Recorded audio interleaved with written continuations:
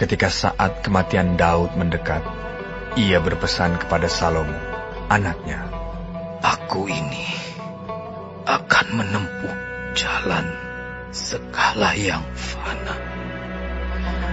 Maka kuatkanlah hatimu dan berlakulah seperti laki-laki.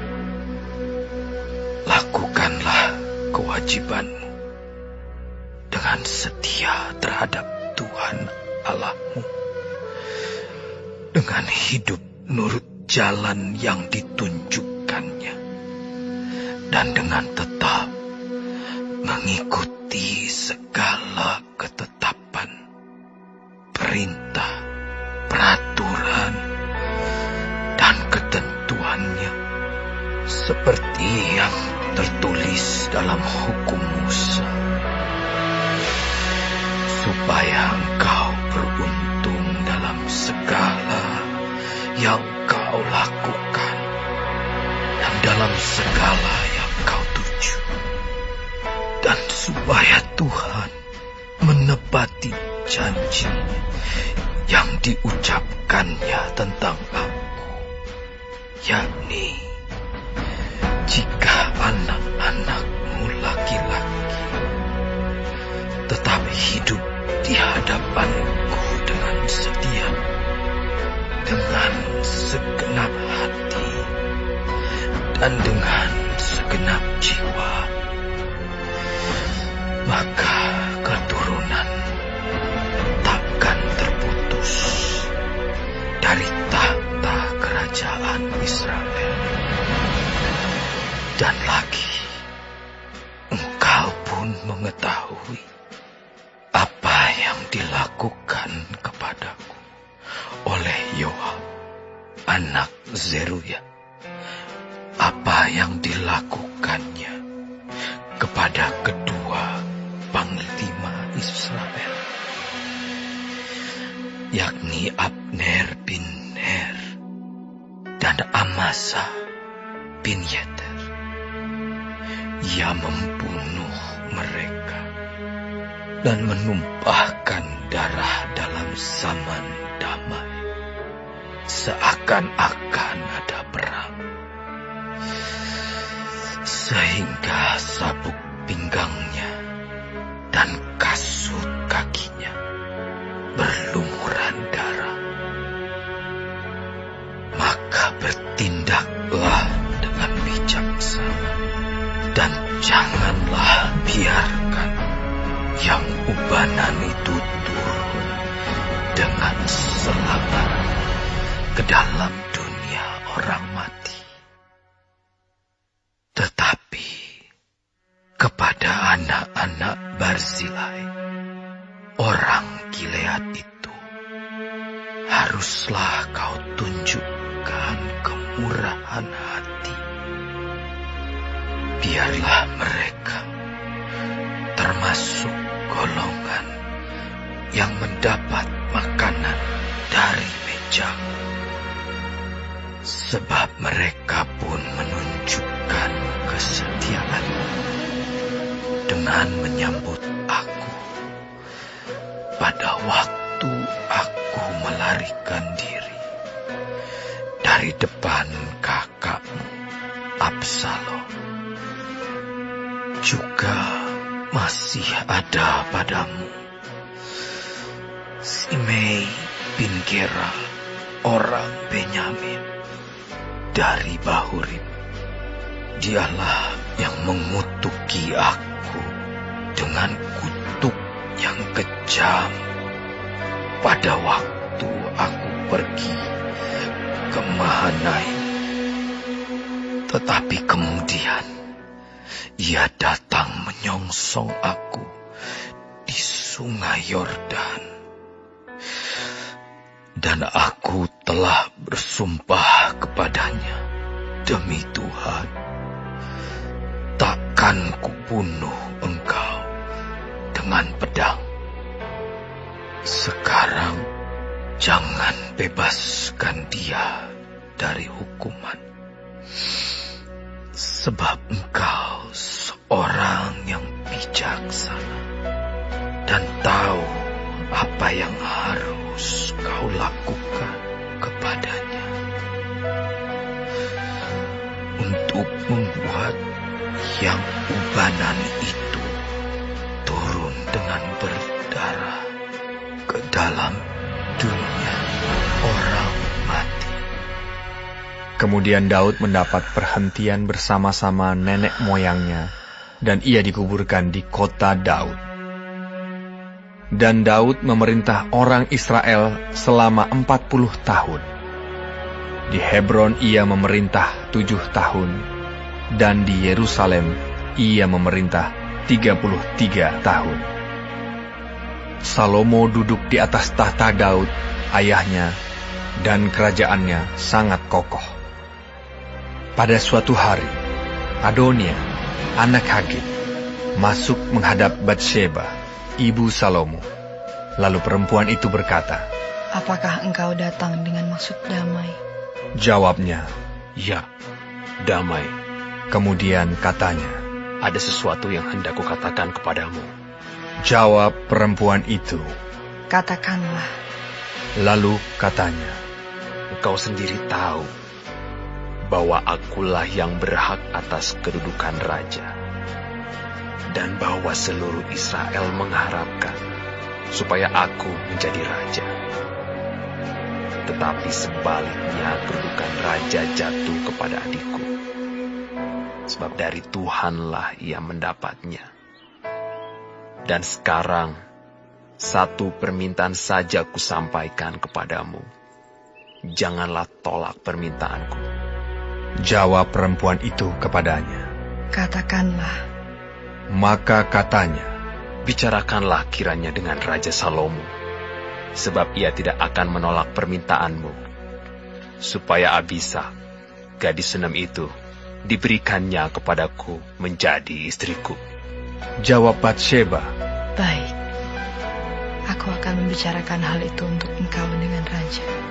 Batsheba masuk menghadap Raja Salomo untuk membicarakan hal itu untuk Adonia. Lalu bangkitlah raja mendapatkannya, serta tunduk menyembah kepadanya. Kemudian duduklah ia di atas tahtanya, dan ia menyuruh meletakkan kursi untuk bunda raja. Lalu perempuan itu duduk di sebelah kanannya. Berkatalah perempuan itu, "Suatu permintaan kecil saja yang kusampaikan kepadamu. Janganlah tolak permintaanku." jawab raja kepadanya. "Mintalah ya ibu, sebab aku tidak akan menolak permintaanmu." Kata perempuan itu, "Biarlah Abisag, gadis sunem itu, diberikan kepada kakakmu Adonia menjadi istrinya." tetapi Raja Salomo menjawab ibunya, "Mengapa engkau meminta hanya Abisag gadis sunem itu untuk Adonia? Minta jugalah untuknya kedudukan raja. Bukankah dia saudaraku yang lebih tua? Dan di pihaknya ada Imam Abiatar dan Yoab anak Zeruya." Lalu bersumpahlah Raja Salomo demi Tuhan, "Beginilah kiranya Allah menghukum aku. Bahkan lebih daripada itu, jika Adonia tidak membayarkan nyawanya dengan permintaan ini. Oleh sebab itu, demi Tuhan yang hidup, yang menegakkan aku dan mendudukan aku di atas tahta Daud ayahku, dan yang membuat bagiku suatu keluarga seperti yang dijanjikannya, pada hari ini juga Adonia harus dibunuh." Lalu Raja Salomo menyerahkan hal itu kepada Benaya bin Yoyada. Orang ini memancung dia sehingga mati. Dan kepada Imam Abiatar, Raja berkata, "Pergilah ke Anatot, ke tanah milikmu.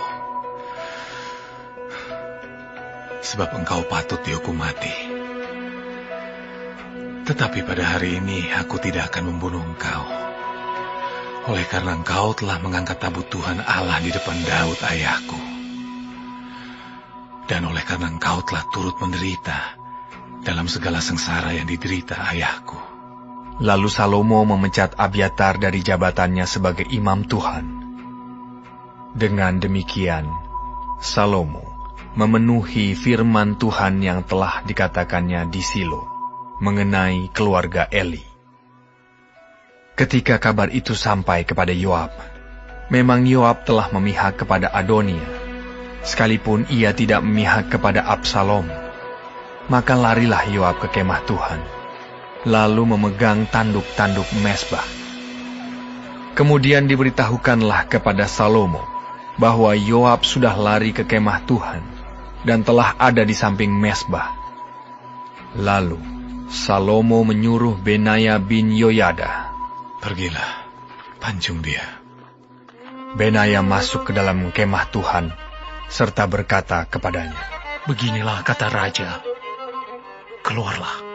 Jawabnya, "Tidak, sebab disinilah aku mau mati." Lalu Benaya menyampaikan jawab itu kepada raja. Katanya, "Beginilah kata Yoab, dan beginilah jawabnya kepadaku."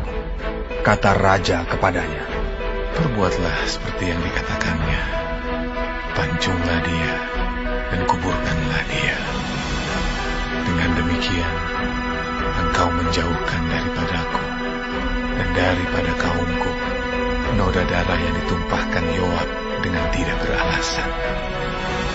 Dan Tuhan akan menanggungkan darahnya kepadanya sendiri, karena ia telah membunuh 2 orang yang lebih benar dan lebih baik daripadanya. Ia membunuh mereka dengan pedang, dengan tidak diketahui ayahku Daud, yaitu Abner bin Ner, panglima Israel, dan Amasa bin Yeter, panglima Yehuda. Demikianlah darah mereka akan ditanggungkan kepada Yoab dan keturunannya untuk selama-lamanya. Tetapi Daud dan keturunannya dan keluarganya dan tahtanya akan mendapat selamat daripada Tuhan sampai selama-lamanya." Maka berangkatlah Benaya bin Yoyada, lalu memancung dan membunuh Yoab. Kemudian dia dikuburkan di rumahnya sendiri di padang gurun. Raja mengangkat Benaya bin Yoyada menggantikan Yoab menjadi kepala tentara, dan raja mengangkat Imam Zadok menggantikan Abiatar. Kemudian raja menyuruh memanggil Simei dan berkata kepadanya, "Dirikanlah bagimu sebuah rumah di Yerusalem. Diamlah di sana, dan janganlah keluar dari sana kemana-mana pun. Sebab ketahuilah sungguh-sungguh, bahwa pada waktu engkau keluar dan menyeberangi sungai Kidron, pastilah engkau mati dibunuh, dan darahmu akan ditanggungkan kepadamu sendiri." Lalu berkatalah Simei kepada raja, "Baiklah demikian, seperti yang tuanku raja katakan, demikianlah akan dilakukan hamba-Mu ini." Lalu Simei diam di Yerusalem beberapa waktu lamanya. Dan sesudah lewat 3 tahun, terjadilah bahwa 2 orang hamba Simei lari kepada Akis bin Maaka, Raja Gad, lalu diberitahukan kepada Simei, "Ketahuilah, kedua orang hamba-Mu ada di Gad." Maka berkemaslah Simei, dipelanainya keledainya, dan pergilah ia ke Gad, kepada Akis, untuk mencari hambanya itu. Lalu Simei pulang dan membawa mereka dari Gad. Ketika diberitahukan kepada Salomo bahwa tadinya Simei pergi dari Yerusalem ke Gad dan sekarang sudah pulang, maka raja menyuruh memanggil Simei dan berkata kepadanya, "Bukankah aku telah menyuruh engkau bersumpah demi Tuhan, dan telah memperingatkan engkau begini? Ketahuilah sungguh-sungguh, bahwa pada waktu engkau keluar dan pergi kemana-mana pun, pastilah engkau mati dibunuh. Dan engkau telah menjawab, baiklah demikian, aku akan mentaatinya. Mengapa engkau tidak menepati sumpah demi Tuhan itu, dan juga perintah yang kuperintahkan kepadamu?" Kemudian kata raja kepada Simei, "Engkau sendiri tahu dalam hatimu segala kejahatan yang kau perbuat kepada Daud ayahku. Maka Tuhan telah menanggungkan kejahatanmu itu kepadamu sendiri. Tetapi diberkatilah kiranya Raja Salomo, dan kokohlah tahta Daud di hadapan Tuhan sampai selama-lamanya." Raja memberi perintah kepada Benaya bin Yoyada, lalu keluarlah Benaya. dipancungnya Simei sehingga mati. Demikianlah kerajaan itu kokoh di tangan Salomo.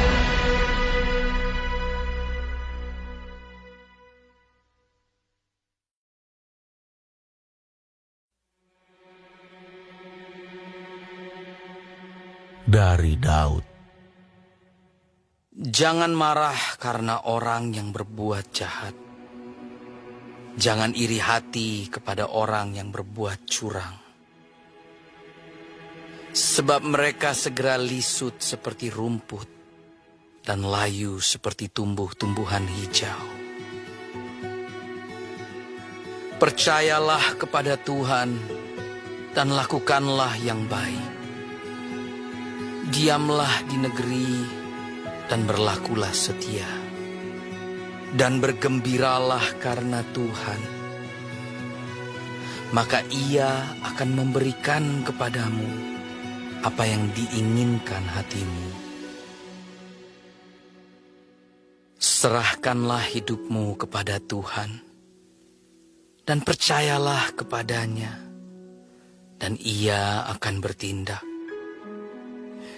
Ia akan memunculkan kebenaranmu seperti terang dan hakmu seperti siang. Berdiam dirilah di hadapan Tuhan dan nantikanlah Dia. Jangan marah karena orang yang berhasil dalam hidupnya, karena orang yang melakukan tipu daya. Berhentilah marah dan tinggalkanlah panas hati itu. Jangan marah, itu hanya membawa kepada kejahatan. Sebab orang-orang yang berbuat jahat akan dilenyapkan. Tetapi orang-orang yang menanti-nantikan Tuhan akan mewarisi negeri. Karena sedikit waktu lagi, maka lenyaplah orang fasik. Jika engkau memperhatikan tempatnya, maka ia sudah tidak ada lagi. Tetapi orang-orang yang rendah hati akan mewarisi negeri dan bergembira karena kesejahteraan yang berlimpah-limpah. Orang fasik merencanakan kejahatan terhadap orang benar dan menggertakkan giginya terhadap dia. Tuhan menertawakan orang fasik itu, sebab Ia melihat bahwa harinya sudah dekat.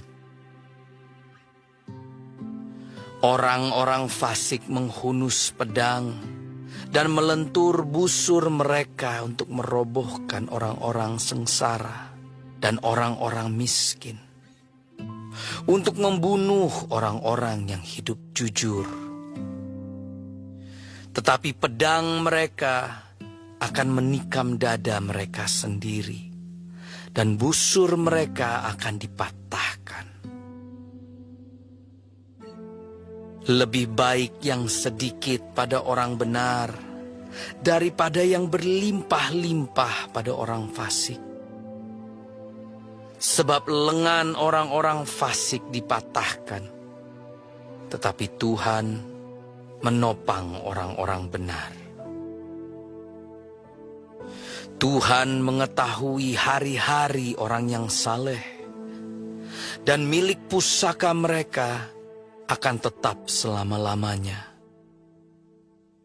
Mereka tidak akan mendapat malu pada waktu kecelakaan, dan mereka akan menjadi kenyang pada hari-hari kelaparan.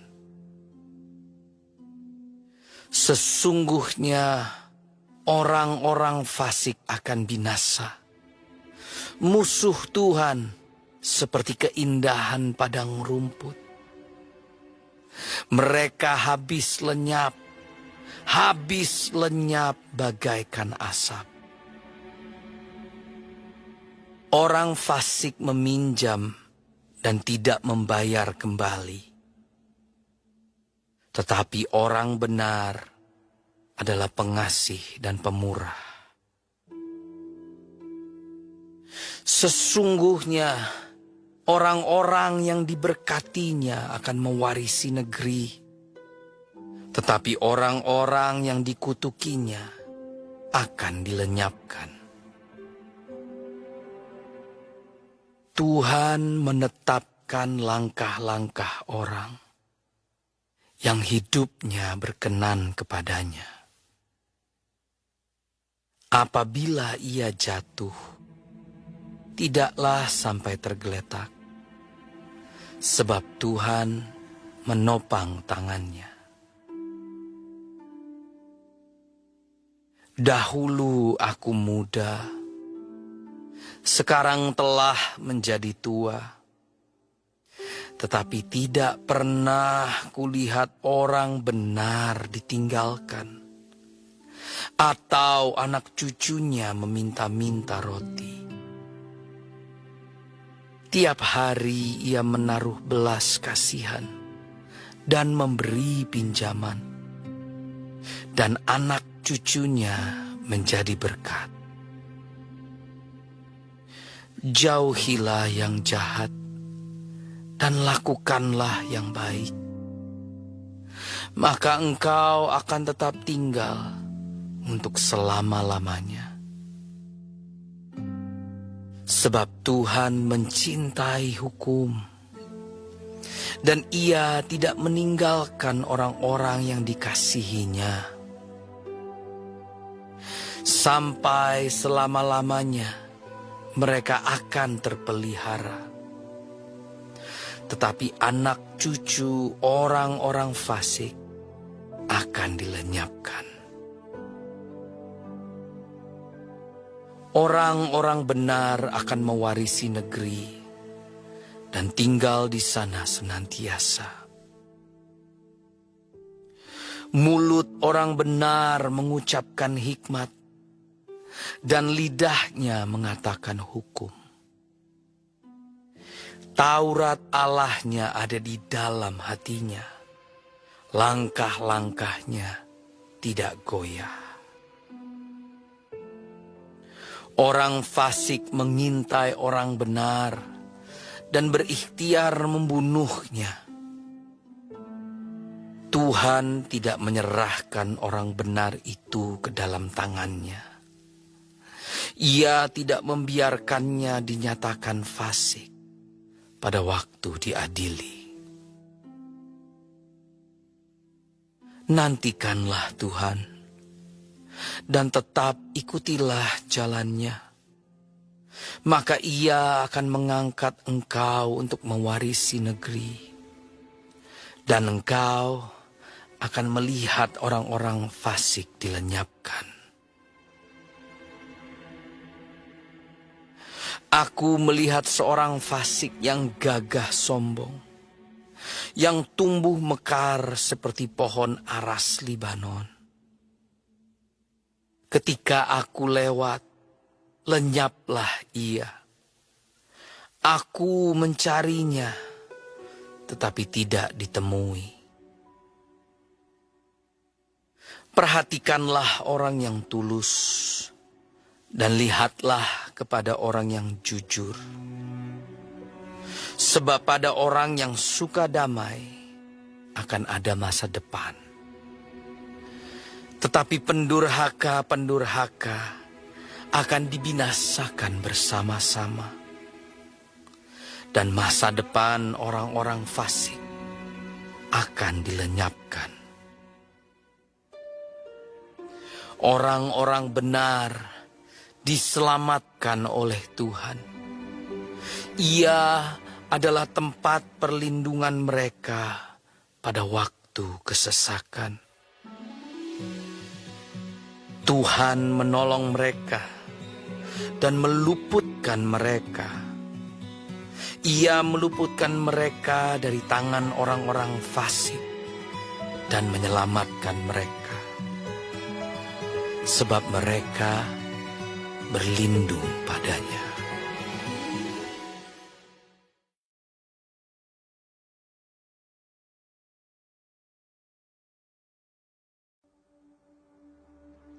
Kepadamu ya Tuhan, aku berlindung. Janganlah sekali-kali aku mendapat malu. Lepaskanlah aku dan luputkanlah aku oleh karena keadilan-Mu. Sendengkanlah telingamu kepadaku dan selamatkanlah aku. Jadilah bagiku gunung batu, tempat berteduh, kubu pertahanan untuk menyelamatkan aku. Sebab Engkaulah bukit batuku dan pertahananku. Ya Allahku, luputkanlah aku dari tangan orang fasik, dari cengkeraman orang-orang lalim dan kejam. Sebab Engkaulah harapanku, ya Tuhan, kepercayaanku sejak masa muda, ya Allah. Kepadamulah aku bertopang mulai dari kandungan. Engkau telah mengeluarkan aku dari perut ibuku. Engkau yang selalu kupuji-puji. Bagi banyak orang, aku seperti tanda ajaib. Karena Engkaulah tempat perlindunganku yang kuat. Mulutku penuh dengan puji-pujian kepadamu, dengan penghormatan kepadamu sepanjang hari. Janganlah membuang aku pada masa tuaku. Janganlah meninggalkan aku apabila kekuatanku habis. Sebab musuh-musuhku berkata-kata tentang aku. Orang-orang yang mengincar nyawaku berunding bersama-sama dan berkata, Allah telah meninggalkan dia. Kejar dan tangkaplah dia, sebab tidak ada yang melepaskan dia. Ya Allah, janganlah jauh daripadaku. Allahku, segeralah menolong aku. Biarlah mendapat malu dan menjadi habis orang-orang yang memusuhi jiwaku. Biarlah berselubungkan celah dan noda orang-orang yang mengikhtiarkan celakaku. Tetapi aku senantiasa mau berharap dan menambah puji-pujian kepadamu. Mulutku akan menceritakan keadilan-Mu dan keselamatan yang daripadamu sepanjang hari. Sebab aku tidak dapat menghitungnya. Aku datang dengan keperkasaan-keperkasaan Tuhan Allah, hendak memasyurkan hanya keadilan-Mu saja. Ya Allah, Engkau telah mengajar aku sejak kecilku, dan sampai sekarang aku memberitakan perbuatan-Mu yang ajaib. Juga sampai masa tuaku dan putih rambutku, ya Allah. Janganlah meninggalkan aku, supaya aku memberitakan kuasa-Mu kepada angkatan ini, keperkasaan-Mu kepada semua orang yang akan datang. Keadilan-Mu, ya Allah, sampai ke langit, Engkau yang telah melakukan hal-hal yang besar. Ya Allah, siapakah seperti Engkau? Engkau yang telah membuat aku mengalami banyak kesusahan dan malapetaka. Engkau akan menghidupkan aku kembali, dan dari samudera raya bumi, Engkau akan menaikkan aku kembali. Engkau akan menambah kebesaranku, dan akan berpaling menghibur aku. Aku pun mau menyanyikan syukur bagimu dengan gambus atas kesetiaanmu, ya Allahku. Menyanyikan mazmur bagimu dengan kecapi, ya yang kudus Israel. Bibirku bersorak-sorai, sementara menyanyikan mazmur bagimu. Juga jiwaku yang telah kau bebaskan. Lidahku juga menyebut-nyebut keadilanmu sepanjang hari. Sebab akan mendapat malu dan tersipu-sipu orang-orang yang mengikhtiarkan celakaku.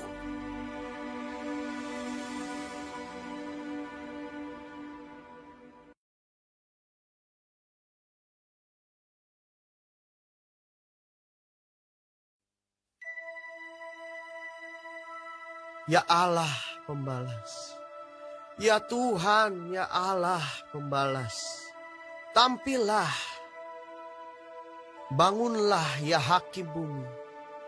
Balaslah kepada orang-orang congkak apa yang mereka lakukan. Berapa lama lagi orang-orang fasik ya Tuhan? Berapa lama lagi orang-orang fasik beria-ria? Mereka memuntahkan kata-kata yang kurang ajar. Dan semua orang melakukan kejahatan itu menyombong.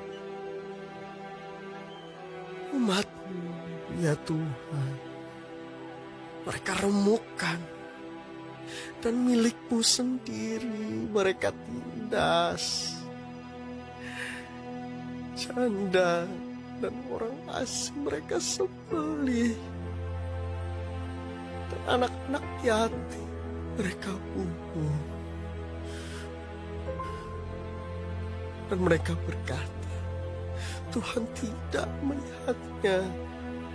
Dan Allah Yakub tidak mengindahkannya. Perhatikanlah, hai orang-orang bodoh di antara rakyat. Hai orang-orang bebal. Bilakah kamu memakai akal budimu? Dia yang menanamkan telinga, masakan tidak mendengar. Dia yang membentuk mata, masakan tidak memandang. Dia yang menghajar bangsa-bangsa, masakan tidak akan menghukum. Dia yang mengajarkan pengetahuan kepada manusia. Tuhan mengetahui rancangan-rancangan manusia. Tuhan mengetahui rancangan-rancangan manusia.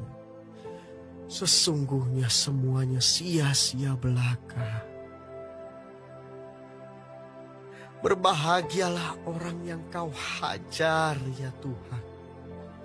Dan yang kau ajari dari Taurat-Mu. Untuk menenangkan dia terhadap hari-hari malapetaka. Sampai digali lubang untuk orang fasik.